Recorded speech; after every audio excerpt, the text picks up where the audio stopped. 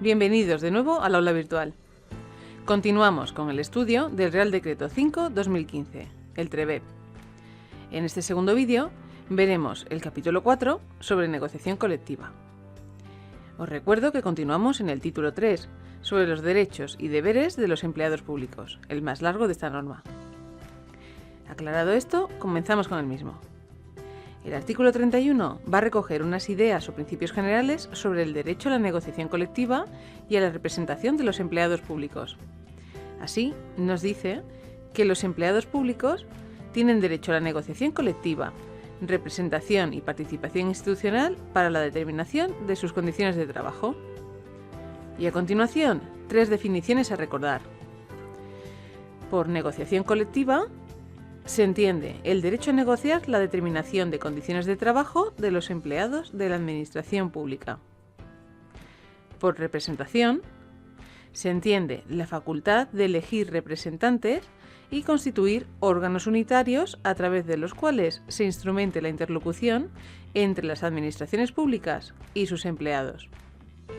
Y por participación institucional se entiende el derecho a participar a través de las organizaciones sindicales en los órganos de control y seguimiento. Iremos viendo cómo el resto del capítulo desarrolla fundamentalmente las dos primeras, la negociación colectiva y el derecho a la representación. Y para finalizar este artículo, el apartado 6 recoge un aspecto también importante a recordar. Las organizaciones sindicales más representativas están legitimadas para la interposición de recursos en vía administrativa y jurisdiccional contra las resoluciones de los órganos de selección. Así que otro aspecto a recordar es que las organizaciones sindicales tienen la capacidad de querellarse contra las resoluciones sobre procesos selectivos. Y por último, antes de pasar a la negociación colectiva, el artículo 32 nos cita cómo se van a poder ejercer estos derechos para el personal laboral. La negociación colectiva, representación y participación de los empleados públicos con contrato laboral se regirá por la legislación laboral sin perjuicio de los preceptos de este capítulo que expresamente les son de aplicación. Y ahora sí, el artículo 33 nos habla sobre la negociación colectiva, la cual se irá desarrollando en los artículos posteriores. Así, nos dice este artículo que la negociación colectiva de condiciones de trabajo de los funcionarios públicos estará sujeta a los principios de legalidad, cobertura presupuestaria, obligatoriedad, buena fe negocial, publicidad y transparencia. Y se efectuará mediante el ejercicio de la capacidad representativa reconocida a las organizaciones sindicales. Se constituirán mesas de negociación en las que estarán legitimados para estar presentes, por una parte, los representantes de la administración pública correspondiente y por otra, las organizaciones sindicales más representativas a nivel estatal, las organizaciones sindicales más representativas de comunidad autónoma, así como los sindicatos que hayan obtenido el 10% o más de los representantes en las elecciones para delegados y juntas de personal. Esta será, como norma general, la composición de las mesas de negociación, o al menos todos los órganos que estarán legitimados para participar. Así que es importante que recordéis que siempre, de un lado, va a existir representación de la administración pública con quien se negocie, y del otro, representantes sindicales, siempre los más representativos, pero tanto a nivel estatal como de las comunidades autónomas, como de los que hayan obtenido representatividad en las elecciones de delegados y juntas de personal. Estas elecciones y estos conceptos de delegados y juntas de personal los veremos más adelante en este mismo capítulo. Esto que acabamos de ver, además, os recuerdo, es exactamente lo mismo que lo recogido en el artículo 79 del Estatuto Marco del Personal Estatutario de los Servicios de Salud. Veremos a continuación que se van a constituir diferentes mesas de negociación a distintos niveles. El artículo 34 recoge 2 de ellas. A los efectos de la negociación colectiva de los funcionarios públicos, se constituirá una mesa general de negociación, en el ámbito de la Administración General del Estado, en cada una de las comunidades autónomas, ciudades de Ceuta y Melilla y entidades locales. Es decir, que habrá una mesa general de negociación a cada uno de estos niveles: la Administración General del Estado, las comunidades autónomas, Ceuta y Melilla y a nivel de las entidades locales. A continuación, el apartado 3 nos dice que, lógicamente, son competencias propias de las mesas generales la negociación de las materias relacionadas con condiciones de trabajo comunes a los funcionarios de su ámbito. Y en el apartado 4 aparece otro tipo de mesa de negociación. Dependiendo de las mesas generales de negociación, podrán constituirse mesas sectoriales, en atención a las condiciones específicas de trabajo de las organizaciones administrativas afectadas o a las peculiaridades de sectores concretos de funcionarios públicos. La competencia de las mesas sectoriales se extenderá a los temas comunes a los funcionarios del sector que no hayan sido objeto de decisión por parte de la mesa general respectiva, o a los que ésta explícitamente les reenvíe o delegue. Es decir, que las mesas sectoriales van a atender las condiciones específicas de trabajo de determinados sectores, como por ejemplo educación o sanidad. Como acabamos de ver, su competencia será sobre los temas que no se hayan tratado para estos colectivos específicos en las mesas generales, o estos que se les deleguen. A continuación, el artículo 35 nos va a detallar la composición de dichas mesas.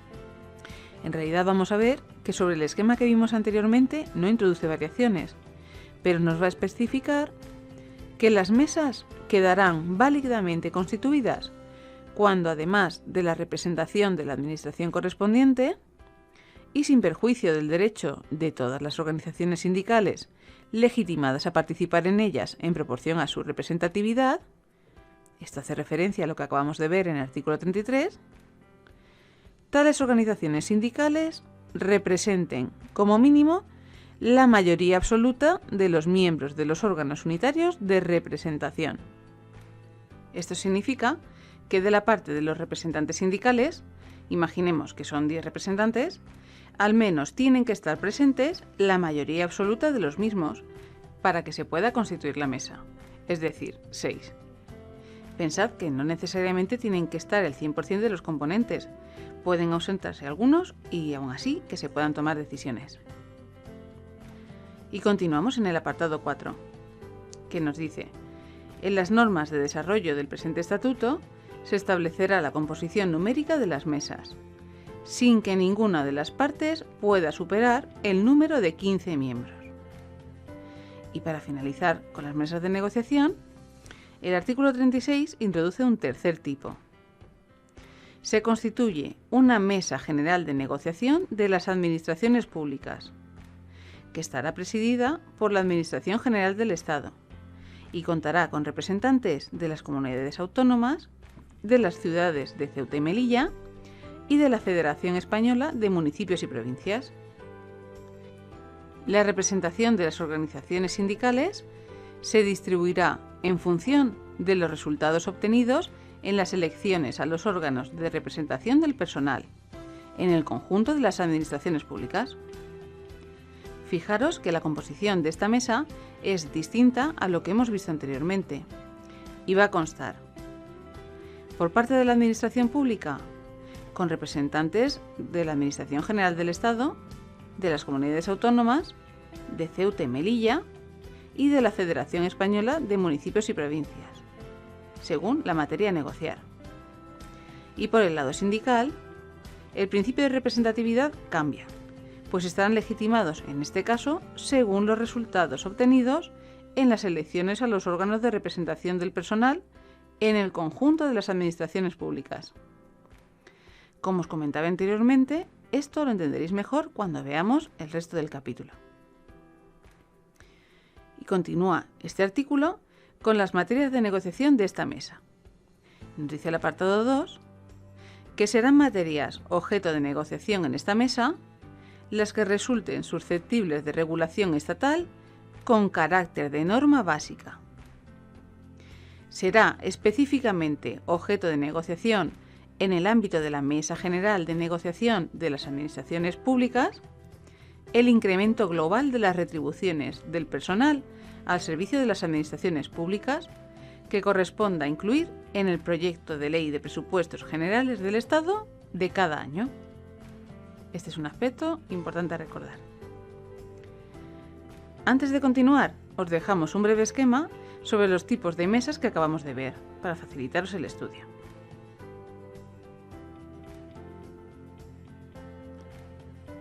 Y continuamos con el artículo 37, que recoge las materias que serán objeto de negociación colectiva.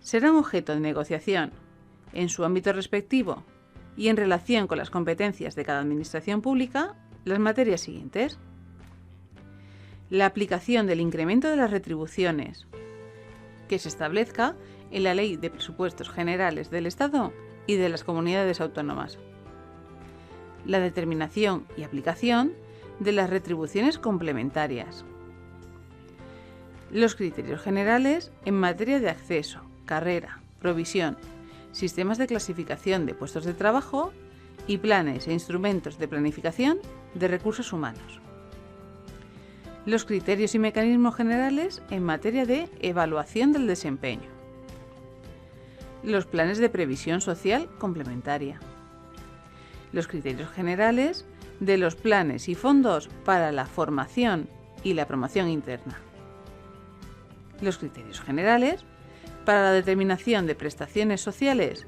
y pensiones de clases pasivas,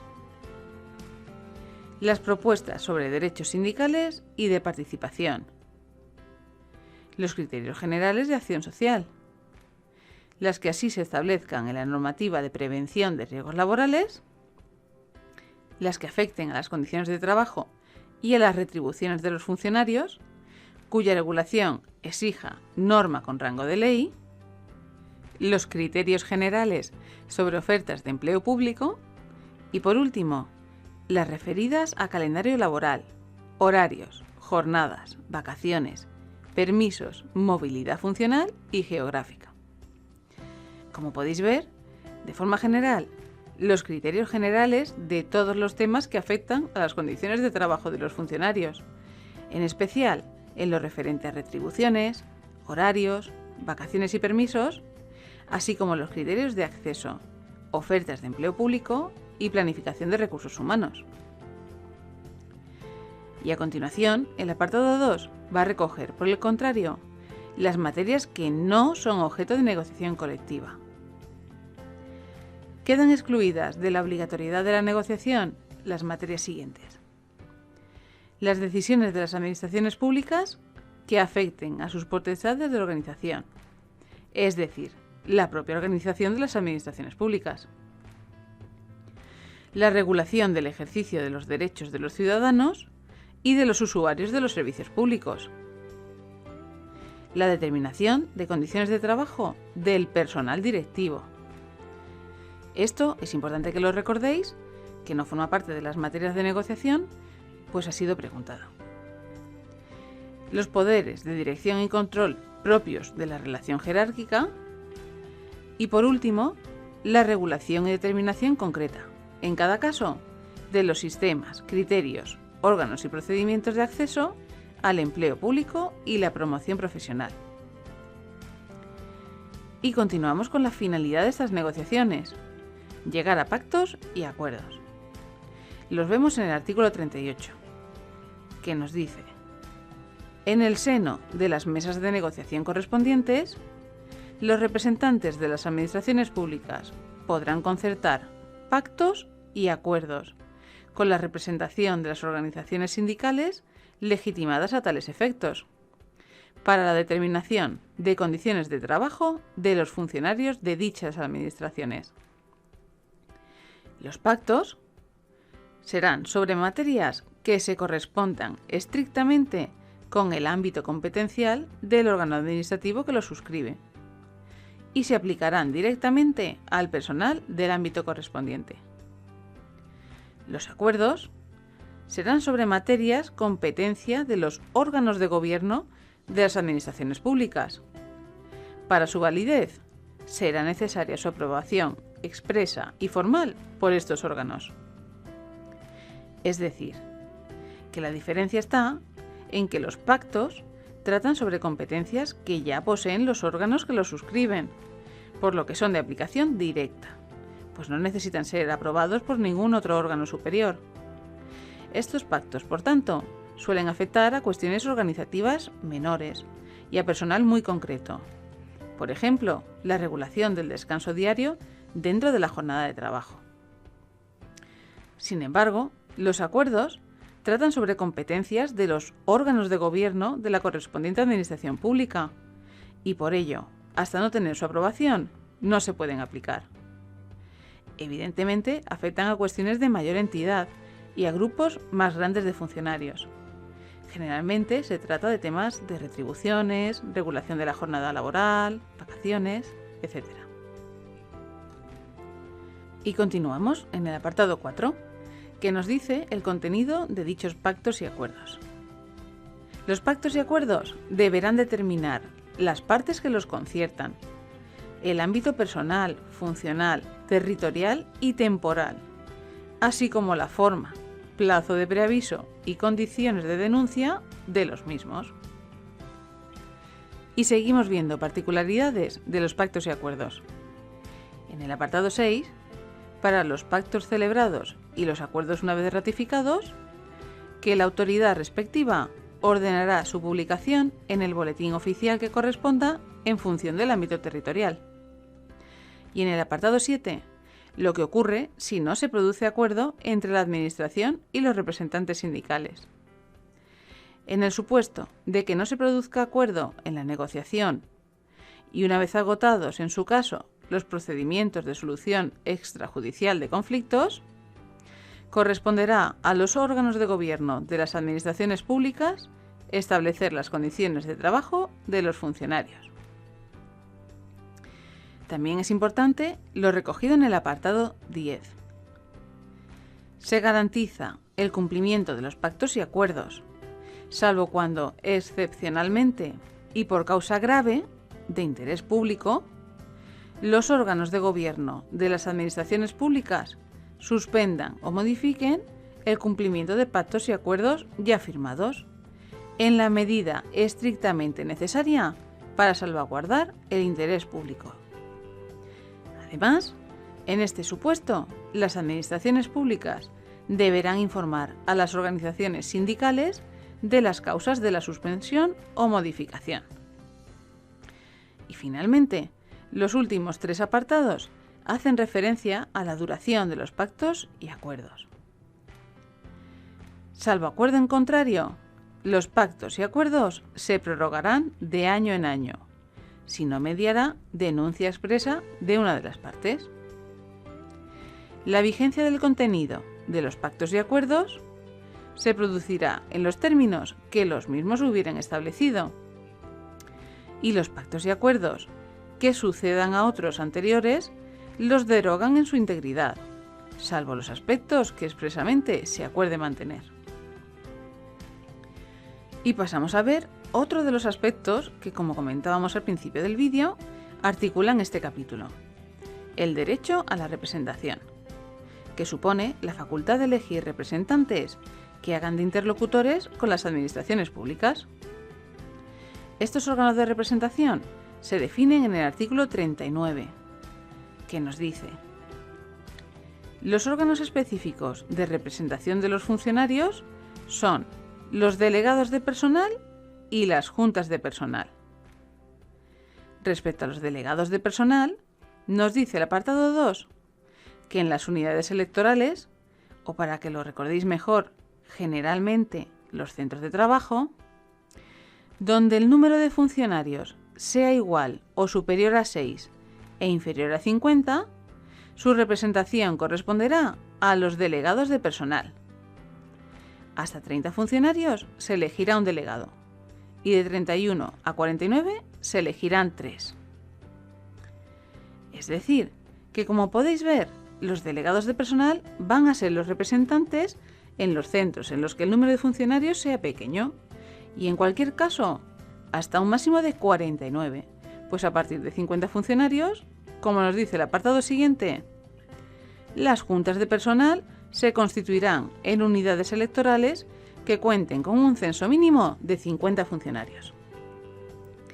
Además de esto, en el apartado 5 vemos que cada junta de personal se compone de un número de representantes en función del número de funcionarios de la unidad electoral correspondiente, de acuerdo con la siguiente escala.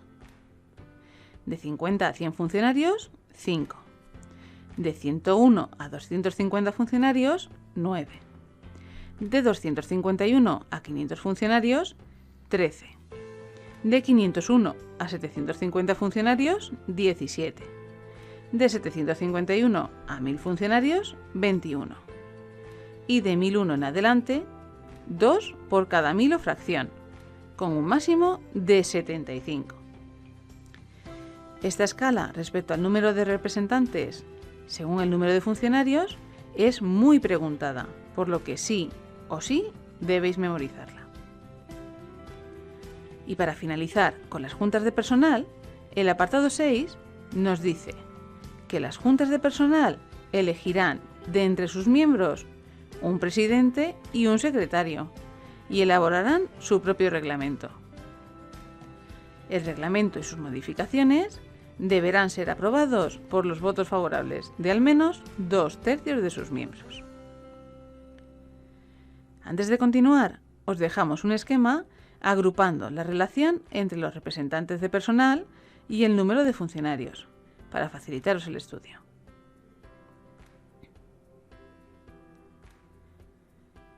Y ahora sí, continuamos con el artículo 40, que recoge las funciones de estos órganos de representación. Las juntas de personal y los delegados de personal, en su caso, tendrán las siguientes funciones en sus respectivos ámbitos. Recibir información sobre la política de personal. Emitir informe a solicitud de la Administración Pública correspondiente. Ser informados de todas las sanciones impuestas por faltas muy graves. Tener conocimiento y ser oídos en el establecimiento de la jornada laboral y horario de trabajo, así como en el régimen de vacaciones y permisos. Vigilar el cumplimiento de las normas vigentes en materia de condiciones de trabajo, prevención de riesgos laborales, seguridad social y empleo, y ejercer, en su caso, las acciones legales oportunas ante los organismos competentes. Y por último, colaborar con la administración correspondiente para el mantenimiento e incremento de la productividad. Además de esto, las juntas de personal y, en su caso, los delegados de personal estarán legitimados para iniciar, como interesados, los correspondientes procedimientos administrativos y ejercitar las acciones en vía administrativa o judicial en todo lo relativo al ámbito de sus funciones. Es decir, que actuarán por propia iniciativa, realizando cuantas solicitudes o reclamaciones consideren, tanto en vía administrativa como judicial. Y seguimos viendo particularidades de estos órganos de representación. El artículo 41 recoge cuáles van a ser sus derechos y garantías cuando ejerzan sus funciones. Los miembros de las juntas de personal y los delegados de personal dispondrán, en el ejercicio de su función representativa, de las siguientes garantías y derechos: el acceso y libre circulación por las dependencias de su unidad electoral, sin que se entorpezca el normal funcionamiento, dentro de los horarios habituales de trabajo y con excepción de las zonas que se reserven de conformidad con lo dispuesto en la legislación vigente. La distribución libre de las publicaciones que se refieran a cuestiones profesionales y sindicales. La audiencia en los expedientes disciplinarios a que pudieran ser sometidos sus miembros. Un crédito de horas mensuales dentro de la jornada de trabajo y retribuidas como de trabajo efectivo, de acuerdo con la siguiente escala. Hasta 100 funcionarios, 15 horas.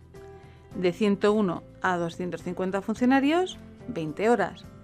De 251 a 500 funcionarios, 30 horas. De 501 a 750 funcionarios, 35 horas. y de 751 en adelante 40 horas. Esta escala de horas mensuales, consideradas de trabajo efectivo para poder ejercer su actividad de representación, también es importante recordarla, pues ha sido objeto de algunas preguntas. Y por último, no ser trasladados ni sancionados por causas relacionadas con el ejercicio de su mandato representativo, ni durante la vigencia del mismo, ni en el año siguiente a su extinción. Además, los miembros de las juntas de personal y los delegados de personal no podrán ser discriminados en su formación ni en su promoción económica o profesional, por razón del desempeño de su representación. Y cada uno de los miembros de la junta de personal, así como los delegados de personal, observarán sigilo profesional en todo lo referente a los asuntos que la Administración señale expresamente el carácter reservado, aún después de expirar su mandato. Y respecto a la duración de la representación, el artículo 42 nos dice que el mandato de los miembros de las juntas de personal y los delegados de personal será de 4 años, pudiendo ser reelegidos. Y continuamos viendo en los 2 siguientes artículos cómo se va a proceder a elegir a estos representantes del personal, que será mediante elecciones. Primero, como se recoge en el artículo 43, veremos quién puede promover la realización de dichas elecciones. ¿Podrán promover la celebración de elecciones a delegados y juntas de personal los sindicatos más representativos a nivel estatal, los sindicatos más representativos a nivel de comunidad autónoma, cuando la unidad electoral afectada esté ubicada dentro de su ámbito geográfico, los sindicatos que, sin ser más representativos, hayan conseguido al menos el 10% de los representantes en el conjunto de las administraciones públicas, los sindicatos que hayan obtenido al menos un porcentaje del 10% en la unidad electoral y, por último, no solo los sindicatos, sino los funcionarios de la unidad electoral, por acuerdo mayoritario. Y a continuación, ¿cómo se va a proceder para dichas elecciones?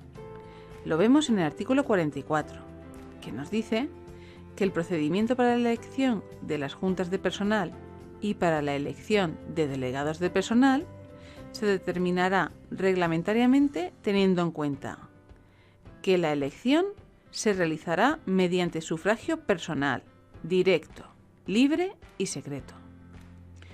Ojo que solo pueden votar los empleados a los que atañen estas elecciones, por lo que se trata de un sufragio personal, no universal como estamos acostumbrados para las elecciones generales.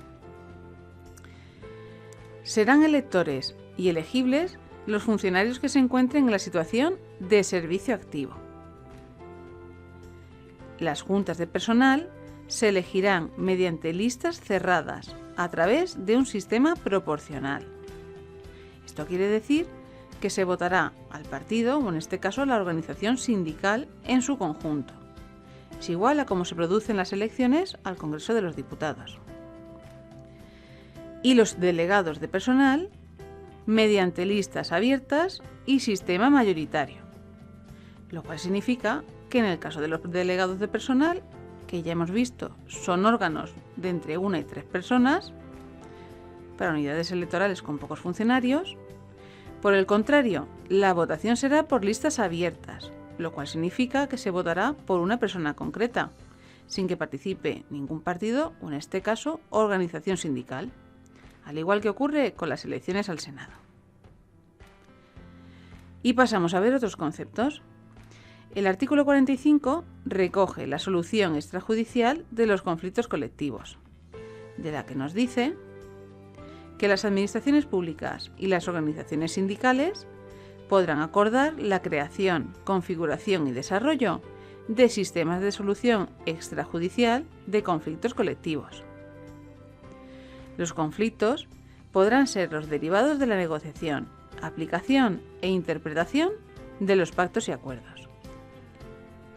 Los sistemas podrán estar integrados por procedimientos de mediación y arbitraje. La mediación será obligatoria cuando lo solicite una de las partes y las propuestas de solución que ofrezcan el mediador o mediadores podrán ser libremente aceptadas o rechazadas por las mismas.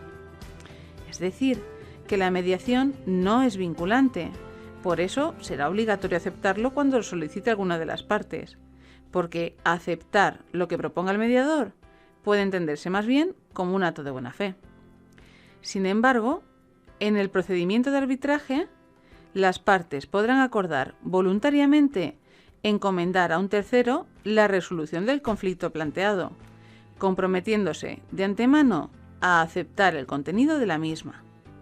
Por lo tanto, como la decisión del árbitro sí es vinculante, ambas partes deben acordar voluntariamente someter el conflicto a este arbitraje. Y por último, el acuerdo logrado a través de la mediación o de la resolución de arbitraje tendrá la misma eficacia jurídica y tramitación de los pactos y acuerdos. Y finalizamos este capítulo y por lo tanto este vídeo con el artículo 46, que nos habla sobre el derecho de reunión. Están legitimados para convocar una reunión, además de las organizaciones sindicales, los delegados de personal, las juntas de personal, los comités de empresa y los empleados públicos de las administraciones respectivas en un número no inferior al 40%. Las reuniones en el centro de trabajo se autorizarán fuera de las horas de trabajo y la celebración de la reunión no perjudicará a la prestación de los servicios y además los convocantes de la misma serán responsables de su normal desarrollo. Y con esto finalizamos este segundo vídeo sobre el TREVEP.